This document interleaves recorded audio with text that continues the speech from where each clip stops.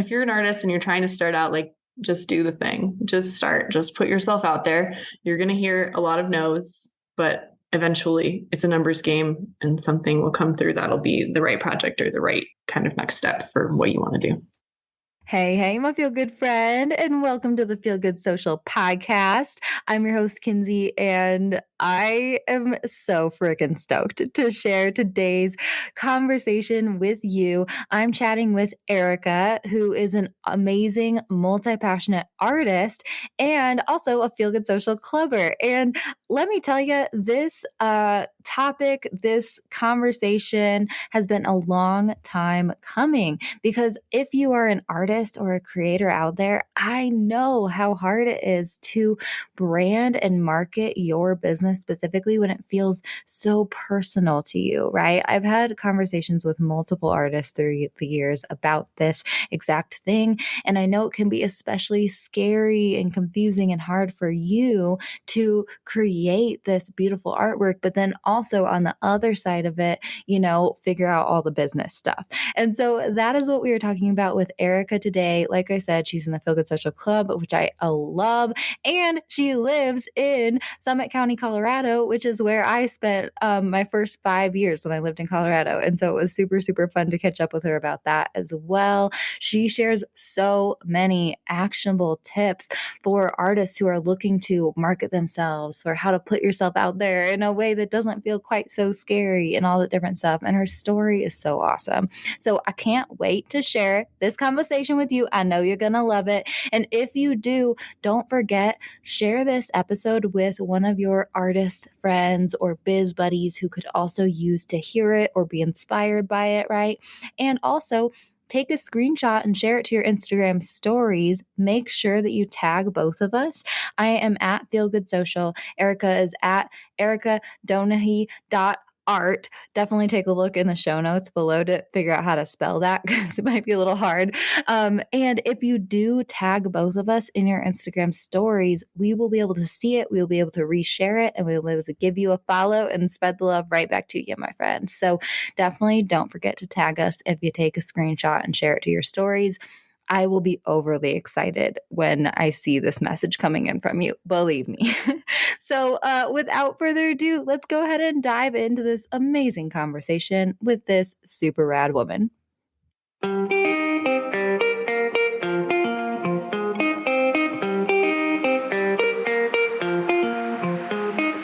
Hey, friend, and welcome to the Feel Good Social Podcast. I'm your host, Kinsey, and I'm here to help you market your business in a genuine way that works without wasting your precious time. On this show, we chat about social media strategy and mindset tips with a focus on, you guessed it, feeling good. So sit back, relax, and enjoy some genuine conversation for the good of your biz. Do you know what your brand vibe is on Instagram? I have a new fun quiz that's just for you, my friend. I, of all people, know how hard it is to figure out how the heck you're supposed to translate your brand to the gram. And with this quick 7-question quiz, we will help you hone in on your brand's personality, voice, and visuals so that you can show up consistently and create content that looks beautiful and feels on brand for you. This quiz is so awesome. It's been a long time coming, and I know that you're going to have a lot of fun with it. Plus, the results will help you show up in the best way for you. If you'd like to check out our new brand vibe quiz, just head to feelgoodsocial.com/quiz. Pretty easy. Head to feelgoodsocial.com/quiz to find out what your brand's vibe is on social media and start showing up there for your brand. Hi, Erika. Oh my goodness. I'm so excited to bring you on the Feel Good Social podcast, lady. Thank you so much for coming on the show. Thanks for having me, Kinsey. Yeah. Well, I did already introduce you a little bit in the intro, but I'd love to hear from you. Who are you? What do you do? Who do you serve? Yeah, my name's Erika Donaghy. I'm an artist in Summit County, Colorado. I make pottery. I do murals. I do custom watercolors. I teach watercolor workshops. I do kind of a little bit of everything. Oh man. And I love just like, I love so many of the artists in our community because I think what you guys do are so cool. And it's so cool that you're kind of like multi-passionate as an artist too. Sprinkle everything in there. I'd love to know, how did you get started in doing all this stuff? It's kind of a roundabout journey, actually. My husband and I moved to Summit County in 2019 from Denver, and I had been working in nonprofit fundraising for quite a while. I was a grant writer for a few different places in Denver. And when we moved up here, there just weren't really those kind of jobs available. And I had been starting to share like some watercolor paintings on Instagram and starting to get some interest in like buying paintings or having me do something custom for people.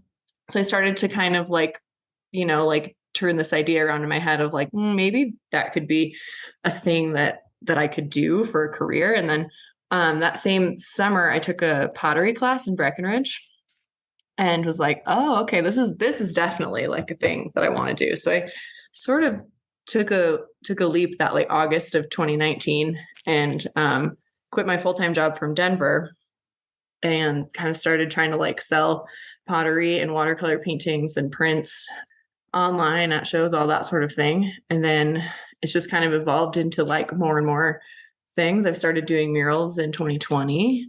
So I think I tell people my business model is to just say yes and figure it out on the way down. It's worked pretty well so far. Oh my gosh, I love so many things about that. Firstly, like just say yes and figure it out on the way down. I love that.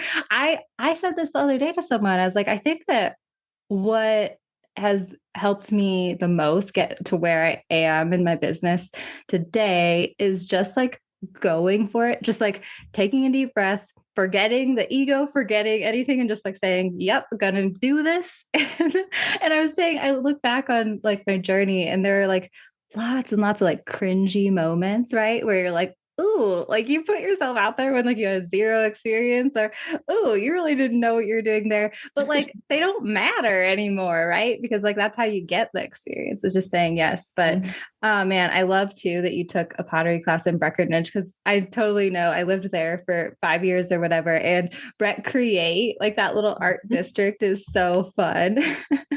I'd love to know, like, what are some of the challenges that you've run into in building this business?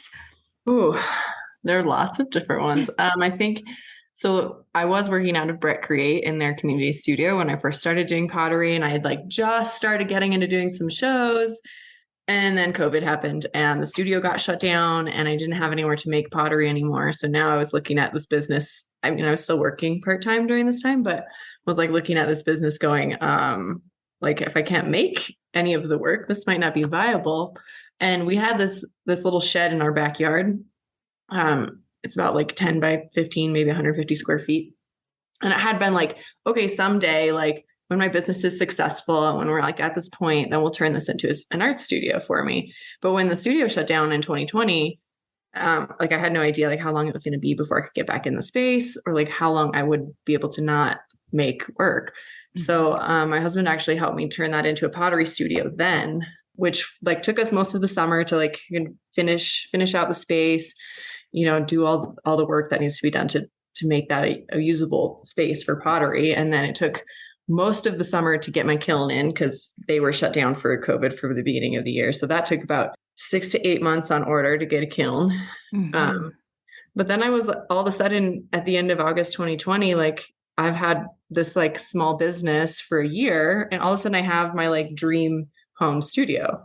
And it was just kind of a wild ride, but it was really amazing. And, like kind of this like silver lining to everything that happened. Because I think if I had still been able to have access to that studio in Breck, I might have just kept working out of there for much longer. And I think that having my own space at home when I don't have to make that 30-minute drive just made such a huge difference, especially with pottery being so like time sensitive, and you've got to have everything at the right level of like dryness so things don't crack and you don't have disasters in the kiln and all of those factors.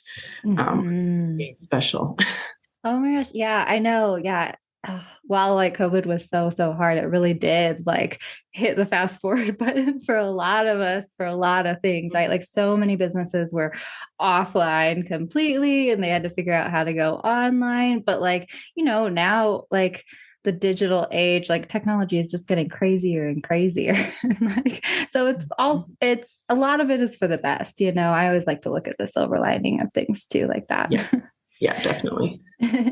um, are there any things that you can think of specifically that have really like helped you in your journey that you feel like were kind of turning points for like, thank goodness, like I did that or anything like that? I think it just comes down to my community here. I don't have any formal training in art, so there's always like random questions that come up, and I found like this being in a small community, I think has been really beneficial from starting this business standpoint, because I now have so many art friends in this community that do all sorts of different things. They're like wildly inspiring.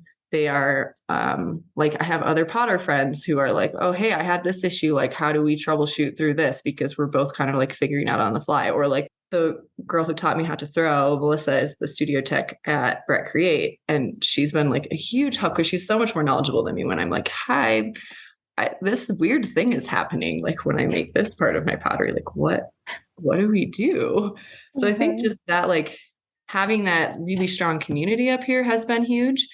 And being able to be really highly involved in local events. Like Silverthorne does a really wonderful First Friday event series. And one of my very first paid murals was for them. And they do these like freestanding murals around town that they can move. They're like a 4x8 sheet of plywood on this big metal stand. And they kind of move them around town sometimes. So that was one of my very first like paid mural gigs, was like this small little mural, which was just a really cool like confidence booster. It was the first thing that was like public that I could point to and be like, yeah, I have some murals in people's houses, but like, here's this one on the bike path that's public and a thing you can go and like look at. And I think just through getting some of those was a good like confidence boost to like then start reaching out more to people and like putting it out there into the world that like, hi, I do murals. I'd like to do more murals. Do you, that sort of thing. So I think just like those bits and pieces of saying yes to some of those projects that really scared me were like bigger turning points in this career. And I'm actually doing my biggest mural yet next month, which is in July. So it'll be done probably by the time this airs, but it's going to be at the new market hall in Silverthorne, and it's a 2-story mural. It's like up the elevator shaft in their space. So I'm really excited. And that wouldn't have happened if I didn't have like some of those relationships with people at the town of Silverthorne and who were able to connect me to like the person who's running this market area. So I think it was just like continually putting myself out there to make these opportunities happen was like the biggest kind of turning point, and just learning that that's kind of what you have to do. Just say yes or figure it out all the way down. Oh, Rich, I just got goosebumps too. Like, congratulations on that mural. That sounds so awesome. A 2-story mural. Oh, so many things I want to ask you about right now.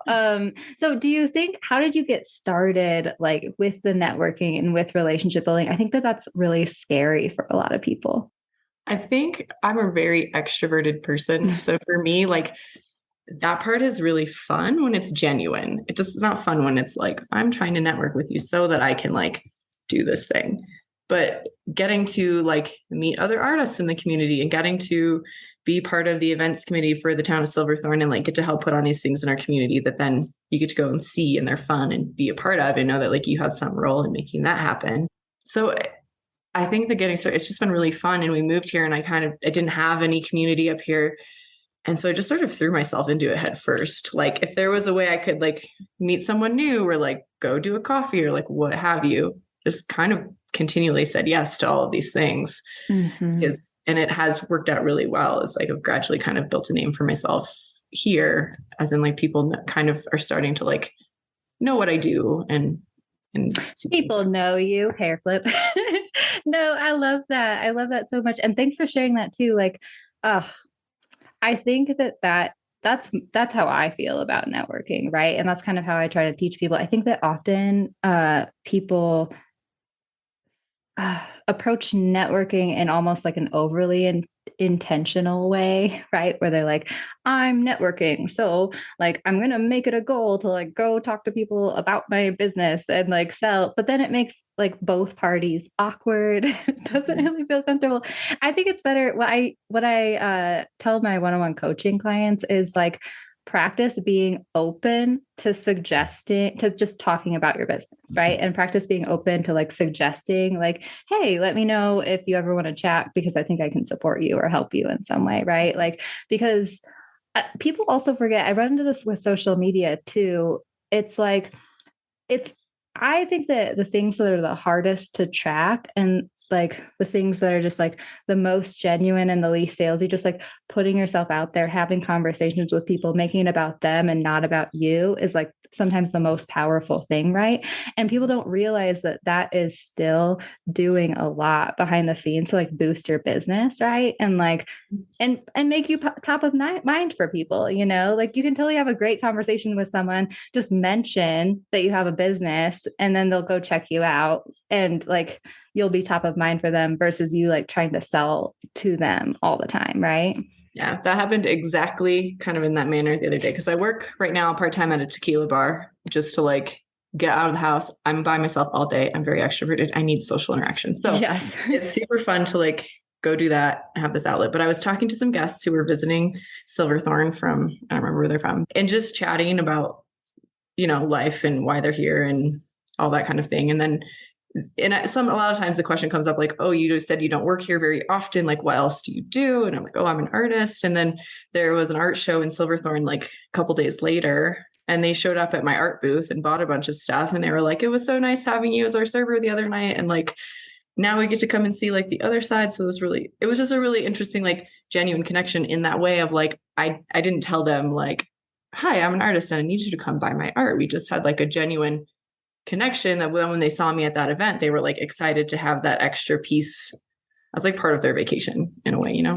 Yeah, that makes me so happy. I'm just like grinning over here, guys, because I love stories like that, right? And I think that it is like for new entrepreneurs walking the fine line between like, yeah, like just being genuine and suggestive and putting yourself out there, but like not putting yourself out there. Some people like just are afraid to mention that they have a business at all. So like mention it, but you don't have to be pushy or anything like that. Mm-hmm. Oh my gosh. Okay, I would love to talk about pricing because I feel like, and especially with like the mural stuff and all that stuff, I'm sure that you have probably raised your prices over like the time. What has your experience with pricing been? It's so hard. It's so subjective. It makes no sense whatsoever. But thankfully, like, um, there are certain artists, if you know, there's kind of two camps in this like industry that we're in. Like one is kind of gatekeepy and doesn't want to like share what they price their stuff. Mm-hmm. I don't really understand why. But at any rate, it's like proprietary to them and they don't want to share that, and that's fine. But it makes it really hard as a new artist to know like, am I overcharging? Am I way undercharging? Like, where should I fit into this? And there is these two women on Instagram who own a mural company out of San Diego, and they're called Pander. And they have an amazing set of resources and they're so transparent. And I think, like, honestly, without coming across their resources, I think I'd still be like drastically undercharging for my work. And that has been a game changer for me, like using their resources and just having some artists who are willing to be such an open book about like how they do things. Mm-hmm. There's a few others I talked to like right when I was starting out who were like really kind and took time out of their day to walk me through what they do. There's a watercolor artist in Carbondale, Sarah Ewell, who was just absolutely wonderful and gracious and spent 4 hours with me, just like, this is how you do this as a business. And I think without some of those like artists kind of paving the way and being so open and transparent with how they do their business, I'd be so much further behind. So I'm like incredibly grateful for that piece of the community. Mm-hmm. I mean, and I feel like this happens in so many industries with pricing too. It's like people are like, yeah, they're like, it's the whole like there aren't enough fish in the sea, but like there are definitely. And also too, like if you share your pricing, like this is a struggle in the social media marketing industry too, because like, you know, it's a lot of work and a lot of time to be a social media manager and a social media strategist, right? But Mhm. like a lot of people don't necessarily think that, or when they're starting out, they're like, oh, like I can do that. Like we don't necessarily value our time versus money as much, right? But the thing is, like, if you share how much like you're charging and if you encourage others to charge a similar price, you're like actually helping the industry to like Mhm. equalize, and like it's actually helping the entire community, right? Yeah. And I mean, it's not a secret. Like my mural pricing is right on my website because I Mhm. want to know, like, I want my clients to know if it's a feasible price for them too. So I don't know. I tend much more towards the like very open, transparent, like way of sharing information because I just think it helps everyone. Yeah, I agree with that for sure. Real quick, have I invited you to join the Feel Good Social Club yet? Oh man, my friend, I would love for you to check out our new monthly membership for down to earth entrepreneurs who are ready to create content with ease, actually show up and strategically market your business online every month, and also make friends with rad down to earth entrepreneurs who are just like you, who get it, who are in the posting trenches with you, and who are ever ready to give you a friendly air high five or kick in the accountability booty whenever you need it. The Feel Good Social Club is where it is at. Check it out, feelgoodsocial.com/club. In the club, we have a content library full of Canva templates and tutorials and resources to help you make content creation as easy as possible. We also have monthly content planning workshops where we all come together and talk about the upcoming month's strategy for our content. And we also have community forums where you can get together, ask questions of other club members, brainstorm ideas, ask for feedback. So definitely check it out, feelgoodsocial.com/club. Our Feel Good members are seriously some of the most amazing people that I have ever met. And I would love for you to join us, feelgoodsocial.com/club. Check it out. Join today. We would love to see you in there, my friend. All right, let's dive back into today's episode. Let's talk a little bit about websites too, because I know that's one of your favorite topics. How do you feel about websites in general? As an artist, I think you have to have one. You can't, I don't think you can be successful like long term if you don't have a web presence. B, it's a very easy to set up. Like I have no background in this. I was able to do it myself. The struggle then I think becomes like getting traffic to your website, which that's where I'm kind of at. Like I do a lot more sales in person. I'd like to move more of that to like my own website, but just having had that available for people, if I'm at a market and they don't want to buy right now, and like, here's my card with my website, and you can shop there really easily and buy what you want later if you didn't buy it today because you didn't want to ship it back to wherever you're from or what have you. So I just think it's been like an incredible tool for me. I can point people there for pictures of past murals I've done. I point my wholesale clients there for like, here are the products I have generally available. So it helps them kind of pick out what they'd like to order. So it's like just, I don't know, it's just useful on so many fronts. Yeah, I love that point you brought up too about like, you know, networking and like the in-person events. Like I get it too. I've spoken to so many people who go to markets, different artisans and stuff like that. And like there's something so magnetic about meeting someone in person. Like I fully believe that. That's why I like really try to promote like showing up on Instagram as yourself and like try to bring your magnetic energy to like the online space, right? But exactly, like people aren't always ready to buy like in person. And so having the website as a backup, having some way that they can easily contact you and connect with you and see all the things you have and stuff like that is super, super important. What website hosting platform do you use? I use Wix. I started on Squarespace and I like both platforms. Turns out Squarespace does not work on a hybrid touchscreen computer. Oh, You okay. Good cannot to edit. know. You cannot use their editor, or I couldn't. Maybe Really? someone smarter than me could figure it out. I could Oh not figure man. it out. Oh shoot. So about a year in, I switched to Wix, and I actually love it so much better because you don't have to like snap them into the little grid boxes. Like anything on Wix can be like moved over like 4 pixels, and it'll just like stay there. It's so great. Mhm. And the back end's pretty good too. So, and it's pretty affordable. So like all of those things, I've really enjoyed having that as a space. And I think too, just kind of thinking back from your customer's perspective, if you have a website, it doesn't have to be super fancy, but I think it just helps with that, like getting people to trust you, that you are like a real business because you have this presence here, as people expect to be able to like look you up and find you somewhere. I feel like today, if you don't have a website, people are kind of like, I don't know if they're like legit. Yeah. I mean, I literally was just reading an Instagram post where the lady was like, I don't buy from businesses that don't have websites. Granted, I think that she was like a website designer or something. So it's like, well, yeah, lady. But, like, I mean, it's true. Like, you kind of do have to have the online presence, and it is easy. Like you said, I do love Wix. My website currently is on Squarespace. I think I was getting like a discount or something from them when I first created it. But and funny story, they're totally like releasing this new editor that's like where you can drag and drop things more similar to Wix. They're like, oh, so Squarespace is turning into Wix. But I do like that more as like kind of an artsy design person. I'm like, I get so frustrated with it sometimes, but I think hopefully it's getting better. Who knows? Out of curiosity, is it hard to manage your inventory on your website at times, or? It's more like keeping up with it. The product photography is the thing that I sort of hate. I print my own prints at home. So when someone orders a print off my website, I like walk over there to my printer, I print it, I put it in the mail. So from that perspective, that inventory management is pretty easy. As long as I have the paper and the ink, I'm good to go. Pottery inventory is more challenging because it's like I make a lot of one-off things. So then sometimes I have them on my website and I bring them to a show, and maybe they sold on the website. So that's easy enough. I've got to remember to like pull it out of the show and mail it. But Wix does make it pretty easy that when I'm at a show, if I'm not crazy busy and I sell something and I know that was on my website, I can like open the app and like hide the product from my website, so I'm not double selling it. I mean, I sometimes forget to do that, but you're like, okay, try to make it look as similar as possible.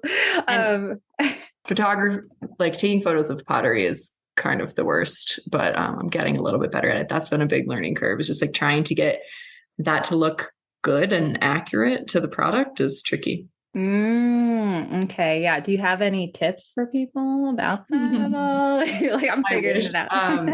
I think it's like, don't overthink it so much that you don't do it. That's been my biggest lesson, because I spent a lot of time when I first started being like, oh, well, like, the lighting's not perfect today and I don't have time to set up this whole elaborate setup. So it will definitely not sell if I put it on my website like this. So then I just started taking photos like this last round. Like I have some pretty tile behind my kiln, and I've just been setting things on top of my kiln, making sure the light's not super direct so it doesn't have a really bad glare on the pieces.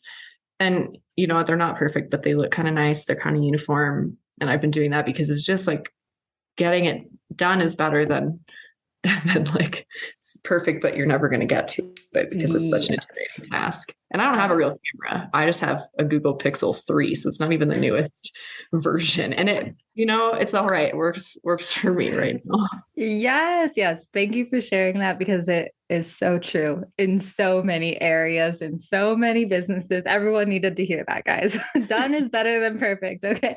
Because you don't get it done otherwise, right? It's like, so hard. Oh my goodness. Okay. So many things. I actually wanted to ask you, have you ever played around with like selling, like, I know some artisans do like exclusive drops on like Instagram and stuff like that. Like the next drop is coming Tuesday, to try to like sell out in batches and stuff. Have you ever played around with trying to do that? A little bit. I don't think I have quite the like following for that yet. That is like where I would love to see. I mean, there's two sides of that coin, right? You see a lot of customers get really frustrated when people get so popular that the pottery is selling out in minutes and you can't get what you want. So I would love to be in some like happy medium of like, I list my stuff and it sells out in a couple of days and it's great. But I think I've just got like a little more work to do with like building that following and finding exactly like what type of product it is that sort of like drives that need to have this thing right when it drops. Definitely possible. And it'll be kind of exciting if it gets there. Yeah. Oh, I believe in you, lady. Well, what marketing strategies do you really love to implement for your business? Mostly what I've been doing is just like the community networking, community word of mouth, like getting people in the area to know who I am. I did a show a couple of weeks ago that I organized, an art show, and a lot of the people who came were like friends and acquaintances, people from the gym. So it was like a really amazing like showing of like my community who came out to support. So that's like one way that I tend to market, because people will say, "Oh, I've got this mug that I love, oh, where did you get it?" So you have some of that going on. And the other main avenue is through Instagram. And I think it's just been like an approach of, which is why your content resonates with me so much, because Kinsey is like, this is just me. I'm a brand in a way, but it's my art, which is just me. I'm just who I am. So I've tried to just really take that approach with like my social media content. Is like, I do a lot of different things. I know that that's probably not what like the social media experts say. You need to like niche down more. Like the art experts say you have to have a really specific style, but that doesn't make me happy. And this is like a thing that I want to do forever. So I I'm gonna like post my pottery when I'm in like a pottery making frenzy, which usually I kind of go in like cycles. And so the next month, guess what? My content's gonna be all about this big mural that I'm doing, because that's like this headspace I'm in. And you'll probably see like a few pottery posts sprinkled in so that like people remember that I do that too. But I'm just trying to be like genuinely like who I am on this platform. And I think it's working, because I've been seeing like, I don't have a huge following. I didn't go viral. I didn't get like any of these big jumps in followers, but I think the people that follow me like know and like follow me because that's what they want to see. And I've been seeing that result in sales at shows too, which is really exciting, because people will come and say like, "Oh, I follow you on Instagram and I saw you post that you were going to be here today." And so I came to like buy this mug that you shared that you were going to have, or whatever it is. Oh my gosh, yeah. Oh, isn't that like the most exciting feeling? You're like, Mhm. you follow me? Like, that's how I feel when people are like, oh, I listened to the podcast. I was like, you did. Like, oh man, it's so exciting. And I love that so much. I mean, I think it is hard. I've talked to a lot of artists and they struggle with the branding piece, right? Because your art is so personal and so much a part of you. And yeah, they hear people saying like niche down, niche down, and even like honing in on values sometimes and figuring out how to bring like values into work and all that different stuff. But I think that like artisans like have the best like stories that they can tell, and like because you're so connected like emotionally and inspirationally like to your art, it's like that's why people love to follow artists, because they Mhm. like inspire, when it comes to branding or anything like that. Like, do you have any other advice for like artists who are struggling with that sort of thing? I think the biggest debate for most artists is like, do I make a company name or do I use my own name? And for me, as I was like starting my business, I went back and forth between that a lot too. And I ended up settling on just using my name. So my like business name officially is Erika Donaghy Creative Studio. Because I knew that I didn't want to just have it just be pottery. Like this is a thing that I would like to do for the rest of my life, as I think a lot of artists probably feel. So I wanted to keep like my branding open-ended a bit, so that it felt like anything that was like in this creative industry was like encompassed in that. So I can kind of pivot and shift as like my interests shift and new things catch my eye, or like people ask me to do a logo project or whatever it might be. It's nice to feel like I have a little freedom in that, and then it all still fits underneath like my brand, because ultimately my brand is me, and I wanted people to know me and connect with me as like, okay, that art comes from that person. Because I found that when I'm following artists online, the ones who's like, I know her name and her face and her work, then I remember who she is. And like that's a thing that felt really important to me, to like have all those things connected. Because sometimes I feel like when there's artists with a handle that's like maybe a really lovely business name and their branding is beautiful, and then all of a sudden they like pop in with their face and their name, I'm like a little bit confused as to who they are if I'm kind of casually following them on Instagram. So I wanted it to really feel connected to like, hey, it's me, and it's me, and what I like to do, what kind of art you can kind of expect to see. Yes, yes, yes. It's so much easier for humans to remember humans and faces, Mhm. right? And when you have those three touch points, like you said, like your story, your artwork, and your face, and like your name and stuff like that, and they can put all three of those together, like that's like the more unique factors you can add and the more memorable factors you can add into your brand. And I love too that you said, yeah, like my brand is me. I think when I was hosting one of my brand vibe challenges, I was chatting with some artists about like branding and stuff. And I was like, well, there's a difference between a personal brand and like a product focused brand in a way. You know what I mean? And I like to encourage artists to lean into the personal brand more because exactly I mean, some people can outsource like sometimes and stuff like that, but like not usually. Like no one Mhm. else can create your artwork, right? So Mhm. I love that you brought that point up. Um, I did want to ask you about social media a little bit and your feelings about social media as an artist, because I know you have a few things that you thought when you were just starting out, but now, you might be realizing it's a little different. Yeah, I think when you start out, you're like, okay, you see these other artists who are selling out their drops in minutes and like doing things like that, and they have 5 million followers, which is something absurd, and you're like, okay, so I got to do that. I got to get Mhm. to at least whatever that arbitrary 10,000 for when I started, so I can get that link on Instagram that now everyone can have, which is lovely. Uh, but so you have these like stupid arbitrary goals that really don't mean anything. And I think what I found through like just paying attention to like other creatives and how their business works and things like that, that more followers does not necessarily equal more sales. And I Mhm. think that that's really important to remember. And like because I did a giveaway with a tea company and it was super successful. And I got like 600 new followers in like a day. But I didn't like automatically get like a bunch of sales. People like joined because they wanted to be in the giveaway. Maybe some of those people are still around following and maybe they've purchased something down the line. But I think it was just a good like eye opener of like, oh, okay, that's like a big number for my following. And it didn't equate to more financial success right away.